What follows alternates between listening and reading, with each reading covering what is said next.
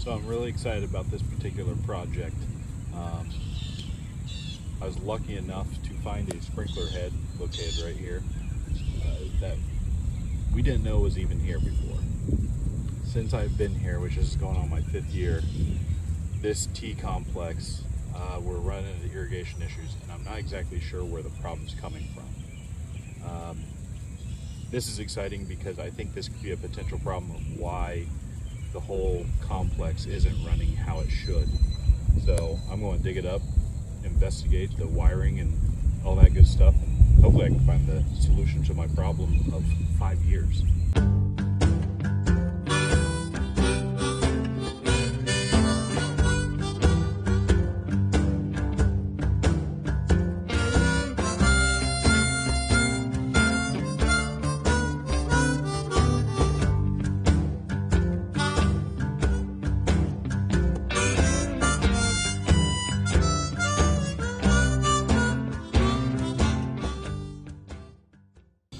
Alright, so I got it exposed, and basically this is a solenoid.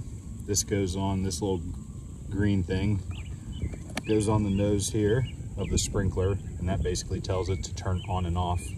An electric current is sent through there and opens and closes it. So that's kind of a very shortened version of how these sprinklers work. So, and if these are bad, these solenoids, which they go bad, it will prevent sprinklers from running correctly. So I'm going to undo this and see if it is bad. So what I need to do here, I just cut it off the wire. I just need to expose a little bit of it.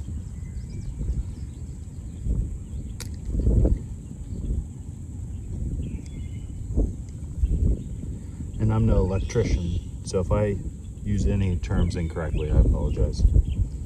Which I probably already have. Anyway, so this here is set for ohms.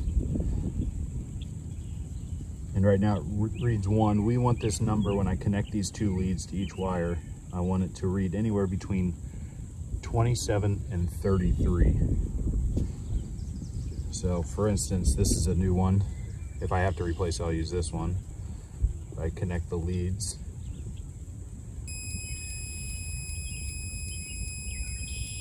and it's reading 29, so this will be good to use. Now if it zeroes out or gets erratic, then it's no good.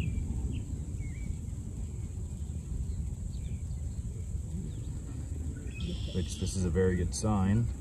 Since it is not reading, that means this solenoid, which is on here, is crap. So in order to resolve this issue, this one that's not crap, I'm going to tie it into these lines, hook it up, and hopefully we see water slinging.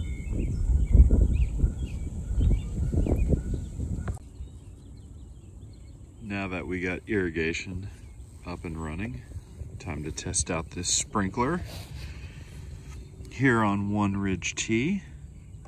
So I'm going to go to multi-manual.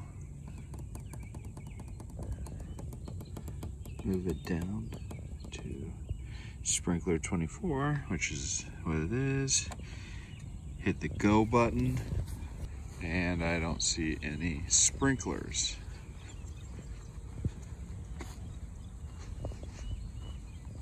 So I've replaced the solenoid. We know that works because the old one was dead. But that didn't mean that 100% would have solved the issue. The issue could be coming from another sprinkler. Most of our sprinklers are paired together, so there could be an issue at the other one. That'll have to be something that we kind of figure out. But I'm going to go cancel this command. Now I'm going to go try to turn it on manually and see if it turns on then. All right, let's turn this son of a gun on manually. There's the switch. Put my irrigation key in there.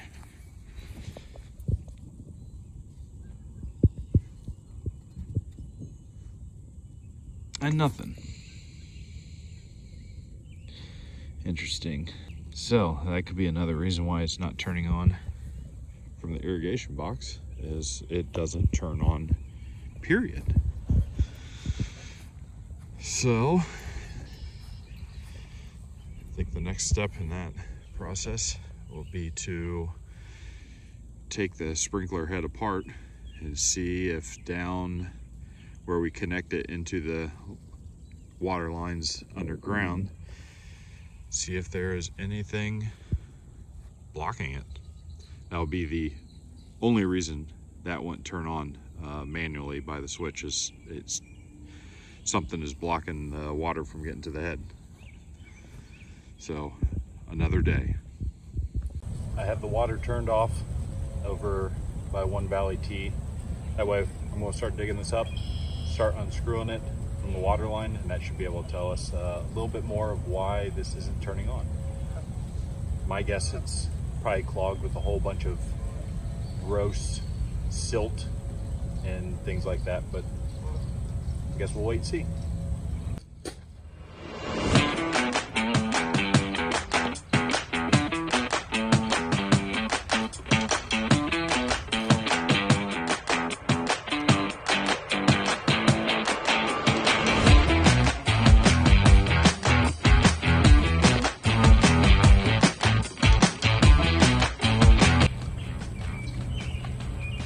I can hear it has water in it.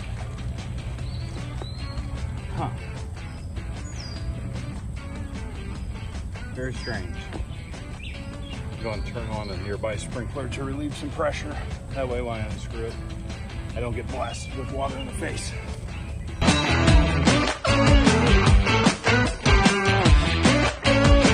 Got something really neat to show you. This is the sprinkler. I'm relieving the water pressure, turning it on, and I took the guts out so I didn't get all these cars wet. But you can kind of see it's kind of a gross black color. That means there's a lot of silt. This is like an end line, so a lot of silt gets trapped. Now you can see it's clearing up. So like I said, I think that's what's kind of causing that issue down there.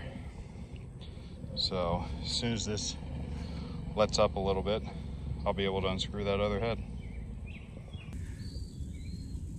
All right, we'll give you a nice up close look here. See what we find.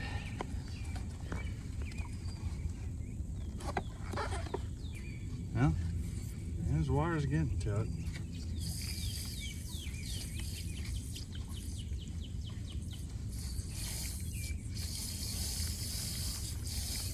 Fire in the hole.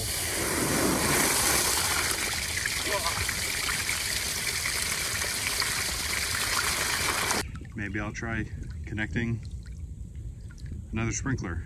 Maybe the manual switch on the current sprinkler I just undid, maybe that's not working. With it being able to receive water, the selector switch on the sprinkler, I should be able to manually turn it on. Before, not being able to do that made me think it just wasn't getting water. So we have obviously see that's not the case. So let me try putting on another sprinkler head, and if it works, at least I'll be able, manually be able to turn it on. I'll probably just keep that one on it. All right, I have a new sprinkler head. I'll try out. I actually had to dissect that, repair a couple things. I should have recorded that and made a own separate video for that. But just putting on some Teflon tape.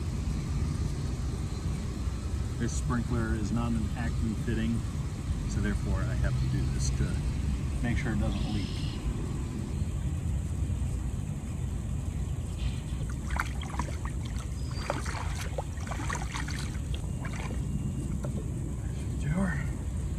Next I'm going to pump out the water.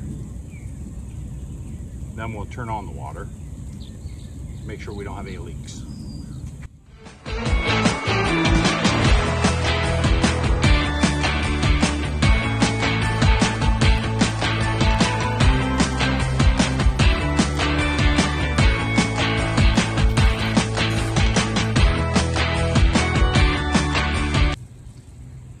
So before I go any further, I put some soil back in the hole to kind of strengthen up the sprinkler, so if I turn it on, it doesn't flop around everywhere. But I want to just see if I can manually turn it on before I start splicing in the electrical stuff and whatnot, because if it doesn't work, I don't want to go through all that hassle just to undo it again. So I'm going to give it a shot.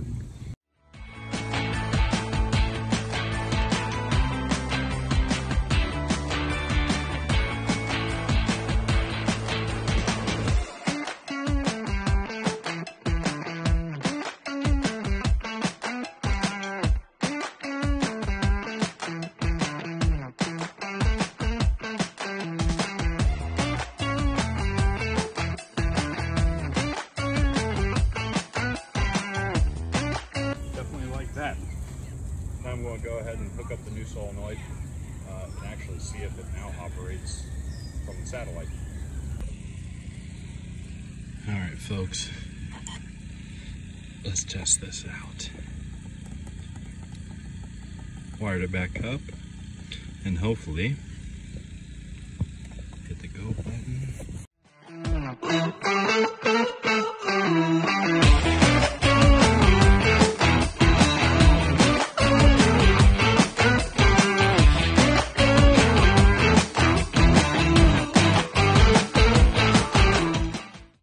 It wouldn't be that 2 sprinklers popped up, and it wouldn't be on that one because at most we see 2 sprinklers per station. So let's give this last one a shot.